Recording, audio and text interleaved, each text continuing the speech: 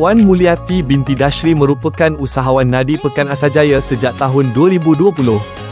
Beliau merupakan usahawan mengeluarkan produk yang berasaskan ikan seperti keropok lekor, keropok keping, sata dan otak-otak. Pada tahun 2025, Puan Mulyati telah mengikuti program nadi keusahawanan sebagai peserta kohort 1.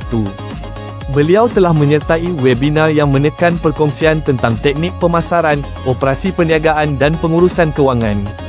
Webinar ini telah memantapkan lagi pengetahuan Puan Mulyati dalam menguruskan perniagaan beliau. Pokok ikan taman yang seperti pokok ikan di Pantai Timur menggunakan 90% ikan dan berasa ikan lah. Situ juga kami ada keropok ikan keropok. Keropok tu sepanjang tahun adalah sebab ngikut musim jual. Jadi limited pun lah keropok tu. Okey, di sampingnya kami keropok lekor. Okey, untuk keropok lekor basah lah. Kami ada 2 jenis lah. Untuk yang jenis banyak ikan punya double ikan. Yang pure lah.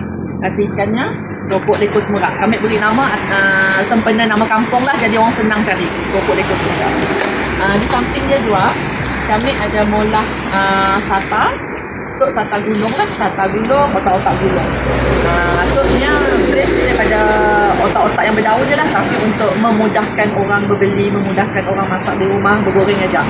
Jadi dia makin popular. Okay.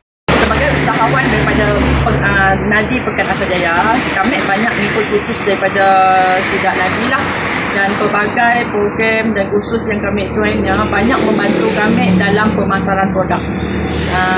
Di mana pemasaran produk lebih-lebih pemasaran dari segi pemasaran online lah.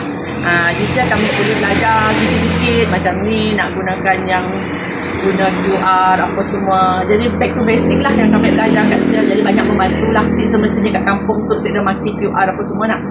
Jadi kat situ nak memudahkan orang lah. Kita orang sedia cash pun kita orang boleh beli guna QR kat situ.